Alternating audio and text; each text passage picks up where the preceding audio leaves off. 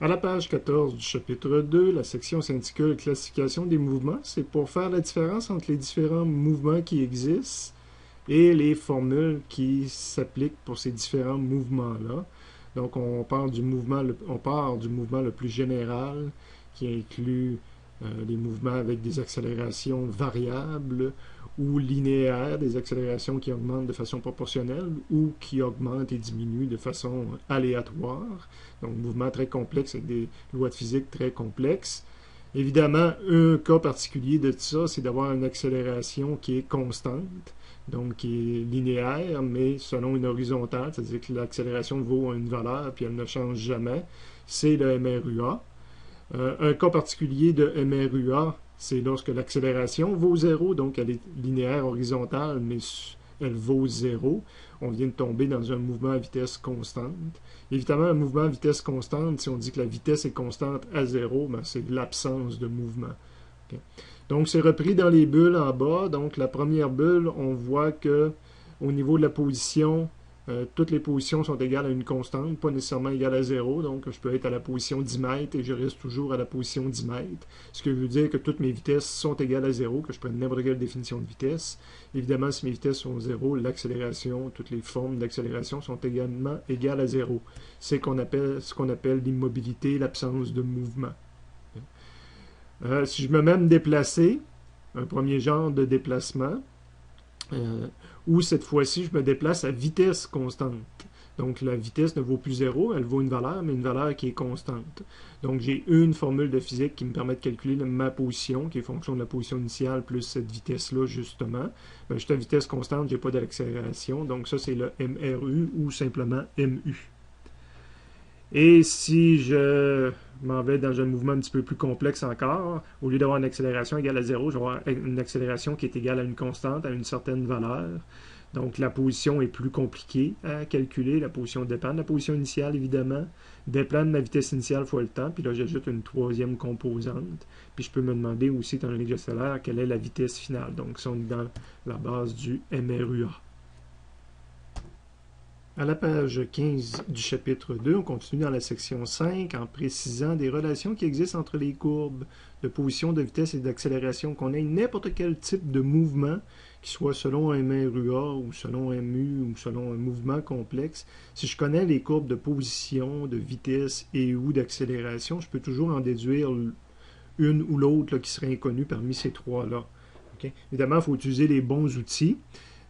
Si je connais la position, puis que je veux obtenir la vitesse. Donc, si je veux passer, la flèche indique que je veux passer de la position à la vitesse. Je connais la position, puis je veux obtenir la vitesse. Bien, je vais faire des calculs de tangente, de pente de tangente. Donc, calcul de pente, c'est un outil mathématique que tout le monde connaît. Il s'agit de tracer la tangente à cette courbe-là pour obtenir la pente, puis la pente va me donner la vitesse. Quand je continue à me déplacer vers la droite, si je pars de la vitesse qui serait connue puis que je veux obtenir l'accélération, ben, je suis dans le même sens. Je vais encore prendre une pente de la tangente. Donc, je prends une pente de tangente à V, ça va me donner l'accélération. Si au contraire, je pars dans l'autre sens, que je connais, exemple, l'accélération et je veux obtenir la vitesse, je fais l'inverse d'une pente de tangente. Ici, pente de tangente, c'était mathématique plus élaborée, ce serait de prendre des dérivés. L'inverse, c'est de prendre des intégrales. Sauf que l'intégrale, c'est la partie complexe. La façon de le faire plus simple, l'inverse d'une pente, c'est de prendre des aires. Fait que si je prends l'aire de sous cette courbe-là, je suis capable de calculer des vitesses. Et toujours dans le même sens, si je connais des vitesses, mais que je voudrais connaître des positions, ben, le même outil, je prends des aires sous la courbe de Vx, ça va me donner des positions. Bon, je ne vais pas dans le détail avec tout le monde, tous mes étudiants au niveau de ça, mais je veux quand même que vous en soyez conscients que ces outils-là existent. En bas, on vous précise un petit peu la méthode. Je parle du graphique de la position qui est bien bizarre, mais si je prends la pente à un endroit, ça va me donner le Vx que j'ai à ce moment-là. Okay? Donc, je suis parti de là, puis je suis capable de déterminer le point sur la courbe Vx. Puis, même chose, si je me demande quelle est l'accélération, exemple à ce moment-ci, ben, si je prends la pente de cette courbe-là, ça va me donner mon point d'accélération sur la troisième courbe.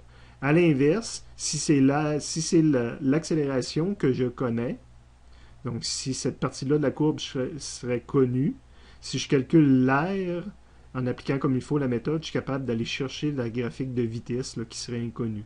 Et l'inverse, si j'ai réussi à connaître ce qui est illustré, c'est cette partie-là. Si jamais cette partie-là de la courbe de vitesse est connue, à partir de ça, je serais capable de remonter et d'aller calculer la position. Okay? Donc, sans aller dans le détail, si vous n'avez pas de problème à faire dans cette partie-là, ben, soyez juste conscient que ça existe. Sinon, ben, avec certains groupes avancés préuniversitaires, ben, je pourrais aller plus loin. À la page suivante, la page 16, on continue les relations entre les courbes, typiquement dans ce cas-ci pour un MRUA, ou quoi, c'est vrai qu'au départ, c'est plus le MU qui est montré ici. Donc, je connais le graphique de position. J'ai une position qui augmente. J'étais à moins 3, moins 2, moins 1, 0, 1, 2, 3, exemple. Mais j'augmente de façon proportionnelle, j'augmente de façon linéaire. Donc, à chaque carreau que j'avance sur l'axe des secondes, j'ai augmenté de la même quantité. Donc, c'est un taux qui est linéaire, c'est un taux qui est constant, ma vitesse est constante. Ça veut dire que mon objet, sa vitesse initiale et son vecteur vitesse finale ont la même longueur. Je le dessine de deux carreaux, l'objet avance à vitesse constante, il n'y a pas d'accélération à dessiner parce que l'accélération est égale à 0. L'autre grande courbe qui existe pour ce type de mouvement-là, c'est une courbe sur X, une droite qui descend. Ça veut dire que l'objet recule. Il est à moins 3, moins 2, moins 1, 0, moins 1, moins 2, moins 3. Dans tous les cas, ça veut dire que si je prendrais la pente de ça, c'est une pente négative, c'est une pente qui est proportionnelle. Donc, c'est un taux qui est linéaire, qui est constant, mais qui est négatif. Okay?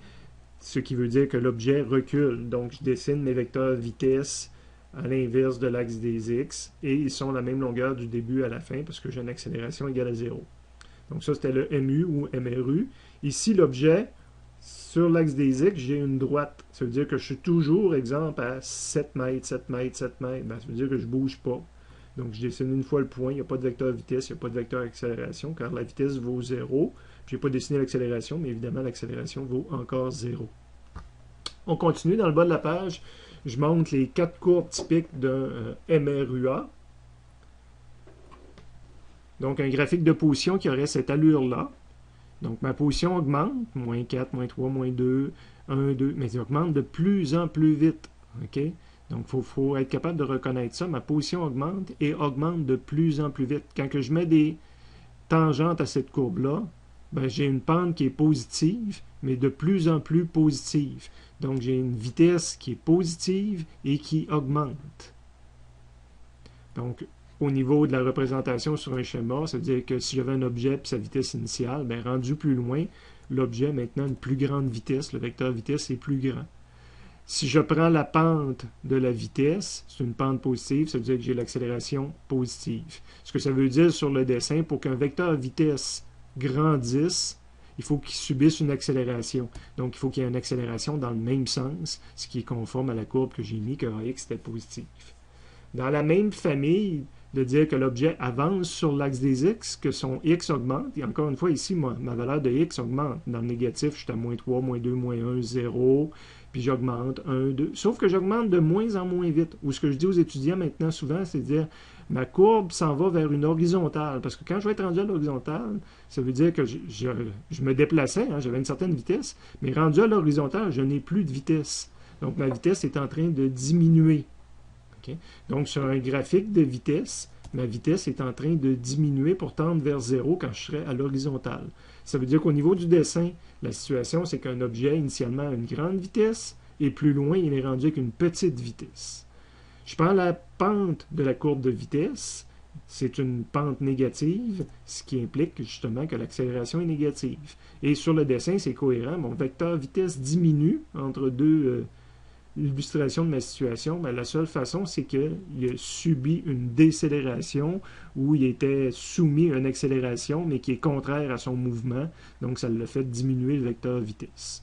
Donc, faites bien la différence entre ces deux types de courbes-là.